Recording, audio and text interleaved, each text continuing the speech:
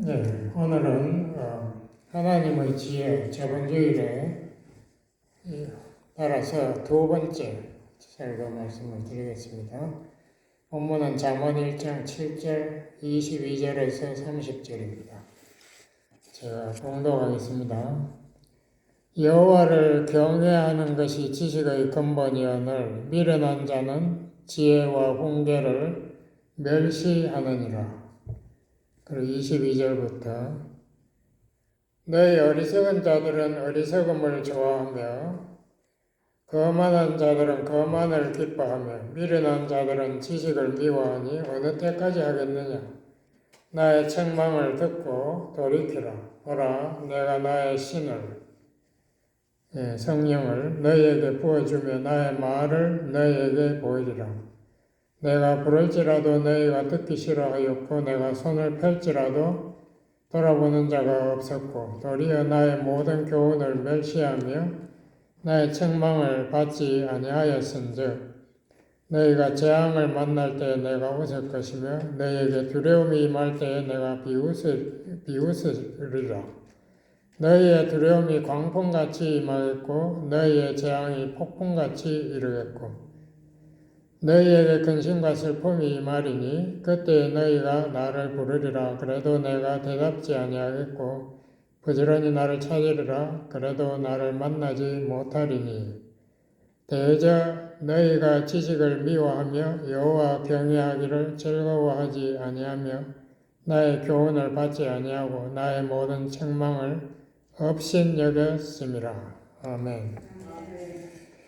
하나님의 지혜에 대해 사실 제대로 하려면 이거 시간이 굉장히 많이 걸릴 것 같아요. 제가 좀 준비해 보니까 이거 한 번 설교로 두 번이라도 부족한데 일단 해보겠습니다. 먼저 일반 계시라고 자연 세계에서 하나님이 나타난 지혜가 무엇인가 거기에 대해서 제가 창세기 1장을 가지고 말씀을 드리고 그 다음에는 잠언을 가지고 인간 창조에서 나타난 혹은 인간의 구원에서 나타난 하나님의 지혜에 대해서 말씀을 드리겠습니다. 그럼 먼저 창세기 1장 1절에 보시면은 하나님이 태초에 천지는 이 우주와 지구, 그걸 말한 천지를 창조하셨다. 여기 창조했다는 말이 히브리어로 바라라는 말인데 이거는 아무것도 없는 것에서 새로운 뭐를 창조해 무에서 유를 창조했다는 그런 말을 쓸 때 바라를 씁니다. 여기 창세기 1장에 3번 나오는데요. 21절에 생물을 창조할 때도 이 바라라는 말을 쓰고 27절에 하나님의 혼을 받은 인간을 창조할 때도 이 바라를 씁니다. 한국에서 유행하고 있는 창조과학자들은 그렇게 주장해요. 신학자들도 그렇고 이 우주가 6,000년 전에 창조되었다. 근데 최근에 쏘아 올린 허블 전체망원경이나 제임스 웹 전체망원경 제임스 웹은 허블보다 더 잘 보입니다. 왜냐하면 허블은 가시광선만 보는데 제임스 웹은 적외선 그러니까 이 적외선 파장이 길기 때문에 먼지를 통과해요. 그래서 우주의 처음에 대폭발 이후 얼마 안 돼서까지 지금 다 보고 있어요. 그 사진 찍은 거 보면 정말 놀라운 게 나타납니다. 약 136억 년 전까지 지금 사진을 찍고 있는데도 아직 우주가 6,000년밖에 안 됐다고 주장하면은 젊은 사람들, 또 과학자들이 아주 성경을 우습게 하죠. 그래서 제가 창세기를 새로 해석하는데요. 이걸 제가 최근에 봤어요. NIV, 미국 사람들이 거의 대부분 쓰는 NIV, New International Version, Study Bible, 전도반에서 나온 거 보니까 제가 이야기하려는 그 내용이 그대로 거기 있더라고요. 제가 주장하는 게 저 혼자 주장하는 게 아니고 미국의 주류 보수 신학자들이 주장하고 있는 거라는 것을 여러분이 아시기 바랍니다. 한국 목사님들은 뭐 어떻게 주장하든 간에 최소한도 미국이나 영어권에서는 제가 이야기하는 이거를 따라가고 있어요. 그래서 여러분 잘 들으십시오. 창세기 1장을 해석하는데 제일 중요한 구절이 2절이, 제가 보면 2절이 보면은 땅이라고 했는데 제가 이거 LH는 지구, RH는 지구라고 그랬죠. 지구가 혼돈하다 영어로 chaotic, 무질서하다. 그리고 공허하다 없다, empty, 뭐 내용이 없다. 그 다음에 세 번째 흑암, 캄캄하다. 이게 지구에 지금 덮여 있기 때문에 지구에 문제가 있다 하는 뜻이 여기에서 펼쳐지려면 변화가 필요하다 이 말입니다. 이 문제를 지적하고 깊은 바다 위에 이 하나님의 성령, 하나님의 신이 와 계심에 하나님의 신이 수면에 운행하셨다. 바다 수면에 운행하셨다. 그러므로 하나님의 성령이 왜 우주 꼭대기에 안 오시고 지구에 왔는가? 이거부터 우선 이 성경학자들이나 창조학자들은 좀 이걸 잘 읽어봐야 돼요. 성경을 멋대로 해석하지 말고. 성령이 지구에 이 바다 위에 오신 것은 거기에 이 세 가지 문제, 혼돈, 공허, 흑암의 문제를 해결하고 여기에 생명을 창조하고 나아가서 인간을 하나님의 형상을 닮은 인간을 창조해서 하나님의 구원 역사를 펼치겠다는 그런 목적을 가지고 지금 창세기 1장에 이야기하는 거 아닙니까? 이게 우주 창조에 대한 이야기가 아닙니다. 이건 지구의 문제를 해결하고 거기에다가 인간을 창조하겠다는 이야기입니다. 첫 번째, 그러므로 이 혼돈의 문제, 무질서의 문제를 해결하기 위해서 첫째 날, 그 다음 3절부터 첫째 날이 나와요. 그러니까 지구는 벌써 첫째 날 이전에 있어요. 2절에 나오잖아요. 1절, 2절에 나오니까 6일 동안에 지구를 창조했다 이거 엉터리입니다. 성경 제대로 해석하면 그 전에 벌써 우주와 하늘의 별과 태양과 달이 다 있어요. 지구도 있고. 그 다음에 3절에 보면 첫째 날에 하나님 빛이 있으라 하시네. 빛이 왜 있어야 하는가? 두 가지 이유에서. 하나는 깜깜한, 제가 처음에 2절에 깜깜하다 그랬죠. 지구가.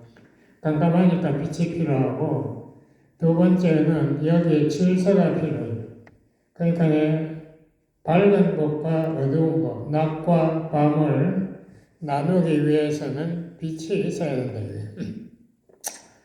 그래서 과학자들은 이거를, 현대 과학자들이 이렇게 말합니다. 지구가 처음에는 너무 뜨거웠다. 왜냐하면 돌멩이들이 수억 개가 부딪혀가지고 뭉쳐가지고 지구가 대신 중력으로 뭉쳤으니까 너무 뜨거우니까 바닷물이 거의 다 수증기로 증발했을 것이다. 바닷물은 100도만 되면 증발하잖아요. 그러니까 이 지구가 아주 두꺼운 수증기로 덮여 있었기 때문에 햇빛이 뚫고 들어오지 못했다, 깜깜했다. 그러니까 과학하고 이 성경하고 무슨 차이가 있는지 모르겠어. 똑같은 말하고. 거기에서 서서히 지구가 수억 년 동안 식어가지고 그 수증기가 비가 돼가지고 지구에 이제 바닷물에 떨어지니까 구름이 얇아지지 않습니까? 그러니까 빛이 들어왔다 이거예요. 과학자는 그렇게 말하는데 그거를 성경의 한마디로 하나님이 말씀으로 빛이 있으라 했다. 똑같은 말입니다. 결과는 똑같은 말입니다. 그리고 둘째 날을 보면은 하나님이 공창을 만들었다. 공창이라는 말이 이게 어려운 말입니다. 이거 쉽게 말하면 영어는 sky, 하늘을 하나님께서 만들었다. 하늘이 뭔가 많은 사람들이 그것을 가지고 토론하는데 제가 보기에는 그런 것 같아요. 우리가 현대 과학을 아니까. 과학이 참 공창이 여기 보니까 하늘 위의 물과 공창 위의 물과 공창 아래 물로 나누었다 이래놨습니다. 그 공창 아래 물은 우리가 뻔하지요. 바닷물이. 공창 위의 물은 뭘까? 제가 생각하기에는 이 물을 포함하고 있는 그것이 저 하늘 높은 곳에 따로 있는 것이 아니고 그 구름이다. 여기는 그렇게 이야기하고 있어요. 26장에 보면은 구름이 물을 머금고 있다. 과학적인 이야기를 잘하고 있거든요. 그러므로 궁창 위에 모른 구름이 구름과 바다를 나누었다 이 말입니다. 그리고 셋째 날에는 하나님이 묻히라 이것을 한국말로 대륙 땅이라고 그래요. 뭇을 솟아나게 해가지고 뭇과 바다를 나누었다. 이것도 과학자들이 다 이야기하는 거예요.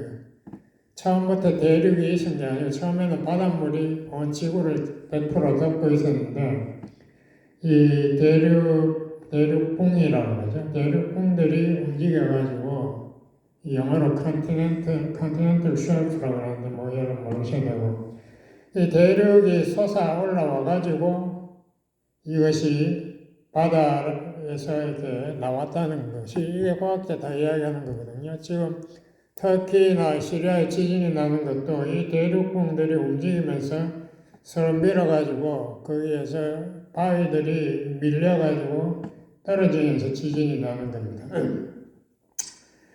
그래서 여기 이제 이것을 일단 하나님께서 이렇게 해결했다고 하는데 그게 보충 설명이 넷째 날과 다섯째 날, 여섯째 날입니다. 그래서 이거를 어떻게 왜 그렇게 설명하는가? 이 히브리의 이게 장르라는 게 있어요. 언어 형태, 소설, 그거는 영어로 내러티브 장르가 하는 게 있고, 이거는 포에틱, 시적인 장르 일장, 이거는 시적으로 쓰는데요. 예를 들면 시편 19편도 시적으로 다윗이 쓴 유명한 시편 19편. 거기에 전반부를 보면은 태양이 우주를 주관하고 있다. 하나님의 영광을 나타내고 있다. 뭐 이렇게 다윗이 노래하고 있고, 그건 일반 계시라고 그러죠. 후반부를 보면은 하나님의 말씀이 하나님의 그 섭리 계획 그것을 진리를 우리에게 계시하고 특별 계시. 그래서 이거를 보충 설명을 이렇게 쫙 나눠가지고 하는 거예요. 여기도 마찬가지입니다. 창세기 셋째 날까지 설명하고 나서 그 다음에 넷째 날 보니까 하나님이 여기에 보니까 하늘에다가 광명이 있어 주야를 나뉘게 하고 그건 아까 제가 설명했고 거기에 하나님이 두 큰 광명을 만드사 큰 광명 해지어 낮을 주관하게 하시고 작은 광명으로 밤을 주관하게 하시고 또 별들을 만드시고 하나님이 그것을 하늘에 공창에 두었다 이렇게 됐다. 이거는 첫째 날 빛이 어디서 왔는가를 보충 설명하는 겁니다. 히브리어를 전문하신 그런 유명한 교수들, 그 엑세제티컬 바이블 커먼터리 미국에서 가장 유명한 주석책에 보면은 이걸 잘 설명해 놨어요. 교수님이 여기에서 말한 것은 넷째 날에 하늘의 별과 해를 만들었다는 이야기가 아니고 하나님이 1절에 만드신 것이 왜 만들었는가 그 목적을 여기에서 설명하고 있다. 그렇게 히브리어를 제대로 해석하면 그렇게 된대요. 히브리어를 모르니까 뭐 그냥 여기에서 넷째 날에 해와 달과 별을 만들었다고 그렇지 않다라고 분명히 말하고 있습니다. 그러면 다섯째 날은 또 뭐를 만들었나? 둘째 날에 하늘을 만들어서 구름과 바다를 갈랐다, 나누었다라고 했는데 거기에 대한 보충 설명이 다섯째 날에 나옵니다. 그 다섯째 날에 보면은 구름에는 새를 만드시고 바다에는 물고기를 만드셨다라고 여기에 보충 설명이 이 내용이 아까 공허하다 그랬잖아요. 공허한데 하나님이 이런 걸 채웠다. 그러니까 넷째 날에는 해와 달과 별로 채우고 하늘을 채우고 다섯째 날에는 바다에는 물고기, 하늘에는 새를 만드셔서 채웠다.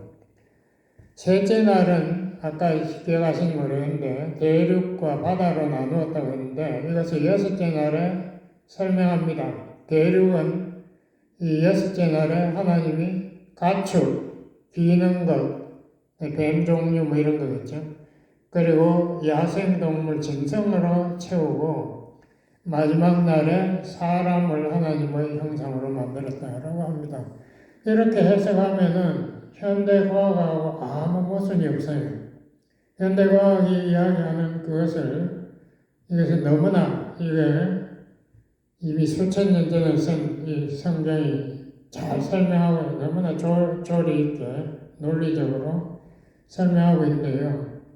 이거를 일부러 무시하고 이거를 뭐 넷째 날에 하나님이 해와 별을 만들었다 뭐 이런 식으로 해버리면은 성경이 엉망진창이 되죠. 성경이 너무나 비과학적으로 그러면 넷째 날 전에 셋째 날에 하나님 벌써 식물을 만든 식물이 태양이 없는데 막 자라고 그럼 첫째 날에 빛은 어디서 왔나 모르겠다 답도 모르면서 그렇게 엉터리로 해석하면은 성경이 하나님의 지혜를 계시하는 게 아니라 오히려 이 지성인들이 신앙을 못 가지게 하는 이 시험에 들게 하는 책이 되어버립니다.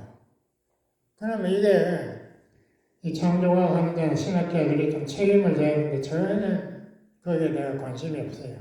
자기들의 세상이 혹시 뭔가 문제가 있지 않나, 내가 성경을 정말 히브리 문법에 제대로 맞게 해석했네 이런 질문을 안 합니다. 그 사람들은 끝까지 그냥 자기 해석이 맞다고 주장해요. 그리고 뭐 첫째 날이 왜 하루라고 주장하는데 그것도 2장 4절에 보면은 여기 벌써 그렇지 않다는 게 나와 있어요. 4절 여호와 하나님이 천지를 창조하신 때에 그의 요음으로서 창조하신 것만 해도 벌써 6일 동안 창조했다고 되는데 그러면은 그 전에 벌써 창조했겠지만 이게 긴 시간인데도 그걸 하루라고 그럼 해석할 수 있나요? 6일이 어떻게 하루하고 똑같아요? 그러니까 요음이라는 자체가 긴 시간도 되고 하루도 되고 이렇게 여러 가지 뜻이 있다는 것을 알아야 되는데도 그거를 막 그냥 고집을 해가지고 하루라고 하루에 했다. 물론 하나님 하루에 할 수 있죠. 그렇지만 우리가 과학을 우리가 알고 있는 현대인으로서는 그렇게 굳이 주장할 필요가 없잖아요. 그렇게 하면 과학 현상들 다 시험 되는데 그것을 긴 기간으로 해석해버리면 아무 문제가 없죠. 그러므로 이 우주의 생성과 운행이 하나님이 만드셨는데 그 하나님이 말씀으로 만드셨지만 거기에 우리가 과학적으로 보면 하나님이 자기가 만든 그 과학의 법칙, 자연 법칙을 따라서 이것을 만드셨구나. 왜냐하면 현대과학 자연 법칙 연구하는 사람들 보니까 똑같은 이야기를 하거든요. 이게 너무나 자연 법칙에 맞게 가는 거고 과학자라는 사람들이 똑똑하다고 착각하는데요. 그 사람들이 이러한 법칙을 만들어낸 게 아니지 않습니까? 누가 아인슈타인이 상대성 이론을 발명했나 그런 게 아니에요. 발견이라는 이미 누가 만드는 것을 찾아냈다는 거죠. 양자의 역학을 누가 슈레딩거나 이런 보아가 만들어낸다 그런 게 아니죠. 찾아냈다는 거예요. DNA 구조를 크릭이나 이런 사람들이 발명한 게 아니고 발견. 그러므로 진짜 지혜로운 분은 하나님이에요. 과학자가 아니고. 제가 간단하게 그 이야기 말씀드렸고요. 그럼 두 번째로 인간 창조와 구원에 나타난 하나님의 지혜에 대해서 조금 말씀을 드리겠습니다. 이 창세기 1장 26절 27절에 보면은 제가 읽어보겠습니다. 하나님이 가라사대 우리의 형상을 따라 우리의 모양대로 우리가 사람을 만들고 그로 바다의 고기와 공중의 새, 육축, 온 땅과 땅에 기는 모든 것을 다스리게 하자 하시고 하나님이 자기 형상, 곧 하나님의 형상대로 사람을 창조하시는 남자와 여자를 창조하셨다. 이렇게 나옵니다. 여기 보니까 우리의 형상을 따라서 하나님이 사람을 창조했다. 복수로 나와요. 왜 복수인가? 여러 가지 이론이 있지만 제가 보기에는 삼위일체 하나님이기 때문에 복수로 하신 겁니다. 왜냐하면 1장 2절에도 이 창조에 벌써 성령이 지구에 오시잖아요. 그러니까 성령이 하나님 말씀하시지만은 그 말씀에 따라서 성령의 역사에서 창조가 이루어졌다는 거예요. 창조뿐만 아니라 우리 구원받는 것도 똑같은 거죠. 하나님의 말씀을 우리가 깨달을 때 그것이 그냥 깨달아지나 성령이 들어와서 영안을 뜨게 하니까 우리가 이 성령으로 우리가 영원히 구원받는 거죠. 똑같은 거예요. 그러니까 성령의 역사가 있고 요한복음 1장 2절 이후로 좀 보면은 하나님의 말씀인 그리스도가 창조하셨다. 우주를 창조했다고 분명히 나옵니다. 그러므로 이것이 모든 것이 이 삼위일체와 합력해서 창조했다. 여기도 그러므로 우리의 형상이라고 했다라고 저는 생각하고요. 많은 신학자들도 그렇게 주장합니다. 그게 얼마나 중요한가. 우선 우리가 하나님과의 대화가 가능. 동물들은 이 하나님의 형상, 이 이성, 감성, 또 하나님의 성품, 거룩, 사랑, 인내 이런 거 전혀 없지. 뭔지를 갖도 모르잖아요. 대화도 할 수 없는 그런 지성도 없어요.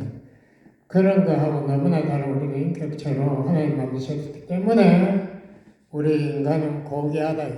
이 우주 다른 데 찾아봐도 인간과 같이 하나님의 지혜를 이해할 수 있는 존재는 없다.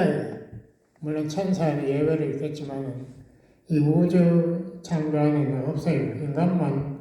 그러므로 인간이 가장 고귀하다. 예수님이 와서 우리를 위해서 정말 십자가를 질 만큼 우리 인간은 고귀하고 우주보다 더 고귀하다. 우리 예수님 말씀이 맞거든요. 그러므로 우리 인간에게는 이 성령의 역사의 영적인 인간, 거기에다가 하나님의 도덕성, 그까지도 우리가 양심 이런 것을 다 우리가 소유하게 하나님이 만들었다. 그런데 우리가 알다시피 이 문제는 인간이 교만해서 하나님의 그 지혜를 자기가 소유해서 하나님과 경쟁하겠다. 하나님이 선과 악을 판단하는 것을 나도 선악과 먹어가지고 내가 무엇이 선이고 악인 것을 내가 결정하겠다. 교만의 자리에 올라갈 때에 하나님의 버림을 받았지 않습니까? 죄의 종으로 타락했다. 그러므로 인간의 역사를 보세요. 역사책 뒤져보면 거기에 많은 전쟁에 대한 이야기. 우리가 매일 신문을 받아봐도 거기에 탑 뉴스는 항상 무슨 범죄, 총을 쐈다, 뭘 죽였다, 누가 싸웠지, 국회의원끼리 싸웠다, 밤낮 그런 이야기. 밤낮 원수 같아. 한국 국회 스토리 보면 서로가 서로를 비난해가지고 어떻게 하든지 저쪽을 내리까고 저쪽이 잘한 건 하나도 없는 것. 그 읽어보면 정말 인간이 얼마나 악질인가 그걸 볼 수 있습니다. 우리가 이 성령의 역사를 통해 영안이 터져야 정말 하나님이 우리 인간을 왜 이렇게 죄를 짓도록 허락했는가 그것도 깨달을 수 있다. 이 정말 죄를 인간이 지고 죄의 종으로 허덕대고 있을 때 유일한 구원의 길, 하나님의 독생자 예수님이 십자가에 속죄 제물로 바쳐짐으로써 우리가 속죄의 길이 열리고 예수님이 하늘 보좌에 올라감으로써 우리에게 성령이 주어짐으로써 우리가 하나님의 그 놀라운 사랑, 우리가 사랑과 차이가 없는데 불변의 사랑을 우리에게 인간을 통해서 하나님께서 우주에 선포하셨다. 이게 하나님의 지혜입니다. 이런 것이 너무나 놀라운 거예요. 어떤 세상의 어떤 종교도 이러한 놀라운 속죄의 긍휼의 차원, 하나님의 차원, 사랑의 차원을 이야기한 종교 없어요. 전부 다 네가 잘해라, 네가 참선, 구제, 불교는 참선, 이슬람교는 구제 해가지고 네가 하나님 앞에 점수 패스하면은 저울에 올라가서 패스하면은 네가 극락에 들어간다. 이따위 종교는 인간은 불가능한 이야기죠. 그거를 갖다가 요구하는 그런 게 다른 종교들. 그래서 로마서 8장 28절은 그렇게 이야기하지 않습니까? 하나님을 사랑하는 자, 하나님 부르신 자, 사랑하는 자가 이 모든 하나님의 모든 선택, 하나님의 모든 가능한 방법 중에서 최선의 길을 받는 자다. 그게 뭔가? 바로 예수님을 우리의 맏아들, 우리의 모범, 우리의 가는 목표, 우리가 그리스도의 형상으로 변하게 하기 위해서 모든 것을 다 합력하여 그것을 하나님의 목적을 이루는 것이 하나님의 지혜라고 말하고 있습니다. 그러므로 인간이 육신이 죽고 죄를 범하고 이러한 모든 것 다 필요한 거예요. 그런 것을 통해서 우리가 참 죄의 용서를 받고 부활의 그 역사를 체험하고 영체를 받아서 우리가 하나님의 입양, 하나님의 자녀가 되는 그 하나님의 지혜를 우리가 체험하게 하나님의 한량없는 지혜로 우리를 구원하시겠다고 하나님이 계획하셨다 이거예요. 그러므로 인간이 유치하게 자기의 노력, 자기가 율법을 잘 지켜가지고 하나님 앞에 합격되겠다는 이 유치한 생각을 버려야 됩니다. 예수님이 마태복음 5장에 그랬잖아요. 너희의 의가 저 바리새인 서기관의 의 그거 안 된다. 그게 율법의 의거든요. 율법을 제일 잘 지킨 사람은 바리새인과 서기관이에요. 그거 잘 지킨 사람 없어요. 근데 그런 사람은 절대 하나님 나라 안 된다. 그보다 더 낫지 않으면 안 된다. 그거 더 나은 인간이 어떻게 해요? 예수님의 의인데 그건 오직 믿음으로 우리가 예수님의 의를 선물로 받음으로 우리가 의롭게 되고 죄사함을 받고 하나님의 자녀가 되는 거 아닙니까? 이게 하나님의 지혜예요. 그러므로 인간이 앞으로 살아갈 때에도 우리가 하나님이 가르치는, 성경이 가르치는 이 지혜를 본받아야 되는데 첫 번째 하나님의 말씀, 잠언 1장 7절에 말하는 것이 여호와를 두려워하는 것이 지혜의 근본이다. 왜 하나님 무서워하는 게 지혜의 근본일까? 여러분 그 질문해 보셨습니까? 이 지혜라는 게 뭡니까? 이 판단력이거든요. 뭔가 선택할 수 있는 여러 가지가 있을 때 거기에 내가 최선의 길, 하나님의 길을 내가 선택할 수 있는 지혜를 소유하려면은 하나님에 대한 거룩한 두려움, 하나님을 공경하는, 경외하는 데서 오는 두려움이 있어야 됩니다. 그 인간은 어쩔 수 없는 죄이니까, 죄의 종이니까 끊임없이 죄의 유혹에 넘어지는 거예요. 더군다나 사탄이 인간보다 훨씬 강한 영적 영물, 사탄이 우리를 끊임없이 유혹하는데 누가 넘어집니까? 그냥 바울과 바나바도 싸우고 그냥 다 그렇게 되지 않습니까? 아무리 거룩하고 경건한 체험을 많이 하고 해도 소용없어요. 넘어질 때 넘어지는 거예요. 여기 잠언 1장 7절 후반적으로 보면 미련한 자들을 이야기합니다. 이 미련한 자들은 지혜인 자와 무슨 차이가 있나? 미련한 자는 지혜와 훈계를 멸시하느니라. 그러니까 하는 사람은 하나님의 말씀, 하나님의 지혜를 두려워하고 다른 한 사람은 하나님의 말씀을 무시한다, 멸시한다. 자기 주장이 옳다고 자기 고집을 주장하는 거예요. 왜 그럴까? 제가 생각해 첫 번째로 우리 하나님이 얼마나 거룩한지 몰라. 이 인간들. 그러니까 바리새인들 기도할 때 지가 얼마나 거룩한가 이거 하나님 앞에 자기 자랑하는 요한복음 18장이고 저 세리하고 난 다르게 태어남을 감사합니다. 저 세리 사람들 악랄하게 돈을 수탈하는데 나는 하나님의 11조를 가감없이 정확하게 바쳤습니다. 이게 산다고. 하나님이 그 거룩한 기준이 자기 수준인 걸로 착각하고 있어요. 이게 바리새인들 율법 지켜서 하나님 앞에 인정받겠다는 인간들의 생각입니다. 내가 십계명을 잘 지키면 하나님이 나를 칭찬해 주시겠지. 어림도 없는 소리. 마태복음 5장에 예수님 그랬잖아요. 십계명 너희들 네 이웃을 욕을 하고 저주하는 말을 할 때 너는 벌써 살인죄다. 여자를 보고 음욕을 품는 게 바로 간음죄다. 뭐 이런 식으로 십계명이 행위만 보는 게 아니라 마음 자체를 하나님이 읽기 때문에 우리가 하나님의 기준에 도달할 수는 없다. 이것을 성경에 분명히 이야기하고 있어요. 두 번째로 이 내 자신과 세상이 하나님 앞에서 얼마나 타락했나 이 심각성을 깨닫지 못해요.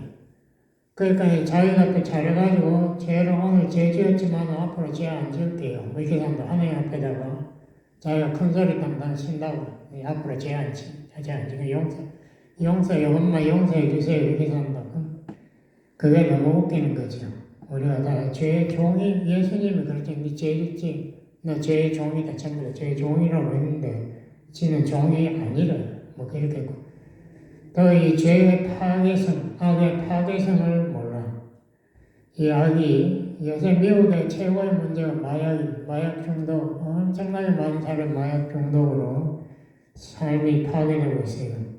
제가 전에 메가더 공원에 가서 전대해 보니까 거기 마약한 사람들이 많이 있더라고. 그 한국 사람도 있고 뭐 이런데 전도하니까 어떤 여자가 막 나를 끌어안고 울더라고.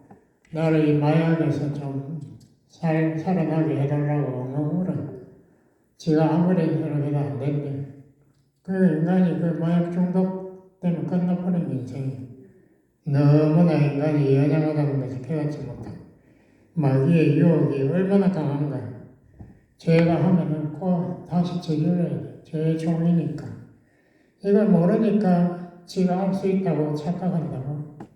뭐 나도 하나님의 수준에 올라가겠다고 큰소리 펑펑 다 웃기는 거죠. 옛날에 미국 부흥운동 때 유명한 그 조나단 에드워드 목사님의 설교, 제일 유명한 설교 제목이 Sinners in the hand of angry God. 분노한 하나님의 손에 있는 죄인들. 이 사람 설교를 들어보면요. 이렇게 말합니다. 당신의 발 밑에 무엇이 지금 있는지 아십니까? 바로 밑에 지옥불이 있어요. 근데 왜 당신이 지옥불에 안 떨어진지 아십니까? 하나님의 긍휼의 손이 당신의 발을 붙잡고 있으니까 당신이 떨어지지 않는 거지요. 당신이 지금 숨 넘어가는 순간 당신은 지옥불에 들어가 있습니다. 거기 정확하게 그걸 묘사하고 있어요. 거기서 하나님이 심판이 예외 없이 당신의 죄악을 심판할 거라. 잠언 1장 22절 아까 제가 공명한 것도 거기 보면 다 그런 이야기입니다. 하나님의 심판이 예외 없이 너희들의 죄를 다 심판하겠다. 너희들이 하나님 말씀을 무시하고 멸시하고 잘난 척하고 이렇게 했는 것을 다 네 꾀에 넘어져서 네가 네 자신을 죽인다. 어리석은 자의 대본은 자신을 죽이며 미련한 자의 안일은 자기를 멸망시킨다. 이게 참 잠언이 이 이야기가 그러므로 인간이 죄악의 능력에서 헤어나는 길은 더 무서운 거 그걸 바라볼 수밖에 없어요. 하나님의 그 거룩하신 그 전능하신 손을 바라보고 깨닫는 순간 인간이 참으로 두려움에서 회개해야 돼. 지가 잘났다고 헛소리치는 그 교만에서 자기가 죄됨 위에 꿇어앉아야 돼. 예? 갈라디아서 6장 7절에 그러놨죠. 하나님을 만홀히 여기심을 받는 자로 여기지 마라. 하나님 우습게 여기지 말아요. 하나님 네 죄 모를까? 하나님 바보 취급하지 마라. 왜? 하나님의 절대 법칙이 있다. 그 뭔가 심는 대로 네가 심는 대로 네가 거둔다. 네가 미움을 심었는데 하나님 네 용서할까? 어림도 없는 소리. 주기도문에 나오잖아요. 우리가 우리 죄를 우리의 죄 지은 자를 용서하는 것처럼 우리를 사하여 주옵시고 예수님이 가르쳐준 기도 그것 진리 아닐까? 그런데 다른 사람이 용서 못하겠다고 큰소리 뻥뻥 치는 와, 나 정말 무섭더라고. 저런 사람이 하나님의 심판의 날에 어떻게 견딜까? 예? 뭐 자기는 잘났다고 생각하겠지. 그렇죠. 하나님은 분명히 말합니다. 네가 용서하지 않을 때 나도 너를 용서하지 않는다. 마태복음 5장에 분명히 말씀하고 있습니다. 주기도문도 이야기하고 있습니다. 그러므로 우리가 이 죄악을 피하고 어떻게 우리가 지혜롭게 살 수 있는가? 그 길은 시편 1편에 잘 나와 있지 않습니까? 복 있는 자는 악인들과 함께 하지 않는다. 악인들 자리에 같이 앉지도 않고 대화도 안 하고 그들의 삶에 동참하지도 않는다. 그 대신 그 사람은 밤낮으로 하나님의 말씀을 묵상한다. 하나님의 말씀을 왜 밤낮으로 묵상합니까? 그 알기가 어려우니까 밤낮으로 묵상해. 제가 말씀을 묵상해보니까 또 새로운 게 깨닫는 게 있고 또 깨닫고 또 깨닫고 자꾸 그렇게 되더라고. 그게 한 번에 다 깨달아지는 게 아니에요. 하나님의 지혜가 얼마나 깊은데. 그러므로 하나님 말씀을 주야로 묵상하는 그 사람이 참 복 있는 자다. 여호수아 1장 7절 8절에도 모세가 여호수아 이제 직업권을 물려주니까 하나님이 여호수아에 그러지 않습니까? 너는 마음을 강하고 극히 담대히 하여 좌로나 우로나 치우치지 말고 하나님의 말씀을 주야로 묵상해서 다 지켜 행하라. 왜 마음을 강하고 담대하게 해야 됩니까? 이 죄의 유혹이 너무 강하니까 조금만 마음이 약해지면은 그만에 또 죄의 유혹에 답답해지고 그 다음 내 머리를 또 굴리는 거예요. 좌우로 치우친. 하나님이 이렇게 말했지만 내가 생각하기에는 이렇게 해야 되겠다. 자기의 하찮은 지혜를 해가지고 하나님보다 지가 낫다는 것을 증명해 보이겠다. 하나님이 그거를 좋아할까? 그거 참 웃기는 거죠. 또 우리가 마음을 강하게 하고 담대하게 하는 이유는 사탄이 너무 강하니까 우리가 조금만 겁먹으면 사탄이 덤벼들어서 우리를 정복해버립니다. 우리의 이 율법의 의는 이사야 64장에 보면 더러운 옷이라고 사도 바울은 빌립보 3장 8절에 배설물 같다. 똥 같다, 똥. 우리가 생각하기에 뭐 내가 율법을 잘 지킨다. 하나님 앞에 인정받았다. 내가 그래도 뭔데 어쩌고 이렇게 사는 나도 성경 아는데 이렇게 사는 사람들 하나님 똥으로 취급한다 이거예요. 바울이 그랬습니다. 로마 10장 3절에도 유대인들 열심히 있지만 자기의 의를 힘써 세우고 하나님의 의를 따라가지 않는 교만. 이거 하나님께서 좋아하실까? 이 초대교회 이후에 이 어거스틴이라는 큰 위대한 신학자가 나왔지 않습니까? 그때 어거스틴에 대항해서 나온 신학자가 펠라기우스라는 사람이 있습니다. 펠라기우스는 이렇게 이야기했어요. 인간은 율법을 행할 수 있다. 우리가 율법 잘 지키면 된다. 그리고 우리 율법 잘 지켜서 구원을 소유할 수 있다. 펠라기우스는 그 이후에 이단으로 정제되었습니다. 그런데도 지금도 보니까 교회에서 많은 목사님들이 우리가 율법을 지킬 수 있다고 주장하더라고. 지켜야 된대요. 그럼 당신은 정말 지키나? 네, 참 기가 막혀서. 예? 지키지도 못하면서 이미 펠라기우스 정제당한 그 사람을 따라가겠다. 우리가 지킬 수가 없으니까 예수님을 믿는 거예요. 내가 할 수 있으면 왜 예수님을 믿어요? 왜 예수님의 의를 믿어요? 내가 그것을 선물로 받기 위해서 그걸 믿는다. 예? 왜 우리가 성령을 따라가야 됩니까? 내 힘을 안 되니까. 성령이 내 마음에서 내 마음을 주관해가지고 내 마음을 변화시켜야 내가 하나님의 말씀을 따라갈 수 있다. 마태복음 5장 산상수훈에서 예수님이 10계명 너희들 속에는 어림도 없다는 걸 딱 이야기하고 결론을 마태복음 5장 48절에 이렇게 이야기합니다. 그 10계명이 아니고 하나님의 온전하심과 같이 너희도 온전해야 된다. 우리의 목표는 불가능하다. 정해놨어요. 하나님 완전하신 것처럼 우리도 완전해져야 돼. 그게 내 힘으로 가능한가? 안 되지 않습니까? 그러므로 우리는 말씀에 믿음으로 매달리고 성령 인도하심의 믿음으로 따라가야 되는 거예요. 다른 필요 없어요. 내 힘으로 하겠다. 그런 더러운 똥과 같은 의는 버리라. 마지막으로 하나님 찬양에 대해서 제가 좀 더 이야기하겠는데 시간이 많이 가서 이건 좀 생략하고 로마서 11장 30절 34절 여러분이 한번 읽어보시죠. 제가 이거는 좀 다음에 이야기하겠습니다. 기도하시겠습니다. 아버지 하나님 감사합니다. 하나님의 놀라운 지혜 참 짧은 시간에 말씀드렸습니다.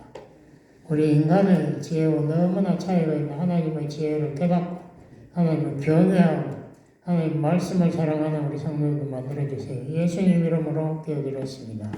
아멘.